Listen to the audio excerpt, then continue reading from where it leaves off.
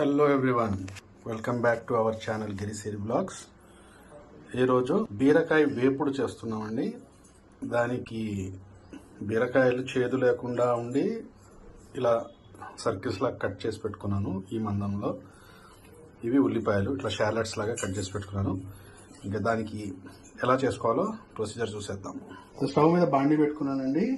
Oil పోసుకుంటున్నాను. కొద్దిగా fry కాబట్టి, బీరకాయ ఫ్రై కాబట్టి ఆయిల్ కొద్దిగా పడుతుంది.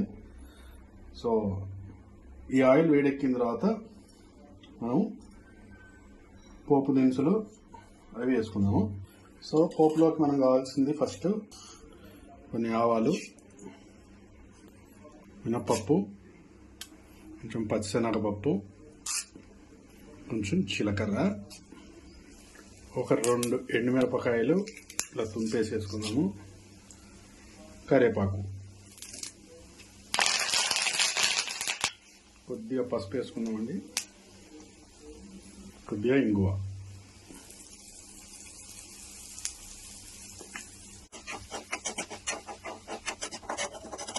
వేగిపోయినాయండి. దీంట్లోకి మనం కట్ చేసి పెట్టుకున్న ఆనియన్స్,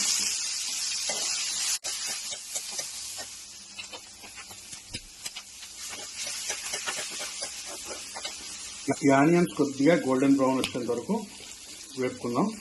దాని తర్వాత బీరకాయ ముక్కలు వేసుకోవాలి. ఇప్పుడు కాస్త ఉల్లిపాయలు వేగిపోయినాయి, గోల్డెన్ బ్రౌన్ వచ్చినాయి కదా. ఇప్పుడు మనం దీంట్లో బీరకాయ ముక్కలు వేసుకుందాము. తరిగి పెట్టుకున్న బీరకాయ ముక్కలు. సో బీరకాయలే కాబట్టి తొందరగానే వేగిపోతాయండి, ఎక్కువ టైం పట్టదు.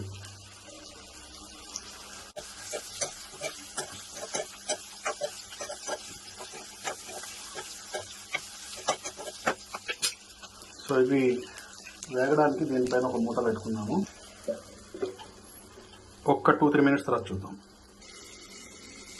సో 2 మినిట్స్ అయిపోయిందండి. ఇప్పుడు ఎలా ఉందో చూద్దాము.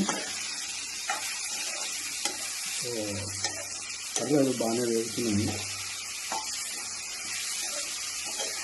ఇవి తొందరగా మగ్గడానికి కొద్దిగా కావాల్సిన ఉప్పు వేసేసుకున్నాము, సాల్ట్.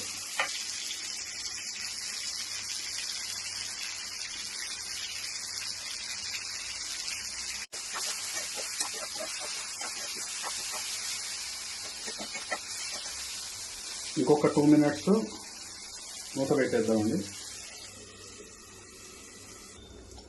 ఓకే, 2 మినిట్స్ అయిపోయిందండి. ఎలాగో చూద్దాము.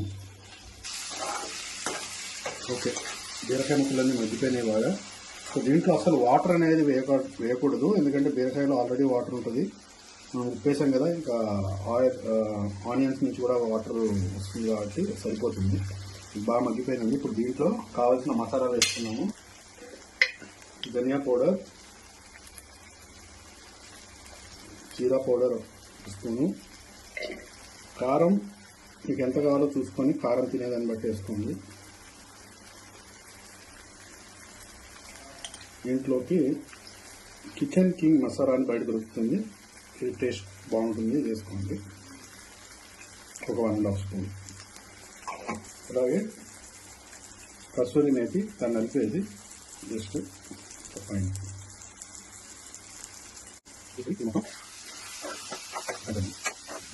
ఇది కొద్దిగా డ్రైగానే ఉంటుందండి. కర్రీ డ్రైగా ఉంటేనే బాగుంటుంది.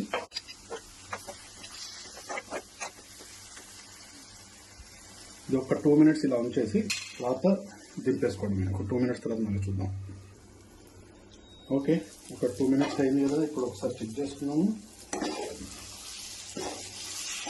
కర్రీ ఎక్సలెంట్గా వచ్చిందండి. ఇది ఇంకా స్టవ్ ఆఫ్ చేసుకున్నాను. దీన్ని వేడి అన్నంలో ఇలాగే డ్రైగా ఉండాలండి, మరీ గట్టి కాకుండా.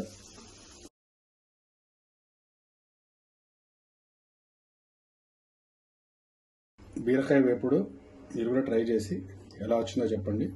సో నెక్స్ట్ టైం మళ్ళీ ఒక కొత్త రెసిపీతో మళ్ళీ కలుద్దామండి. Thank you very much.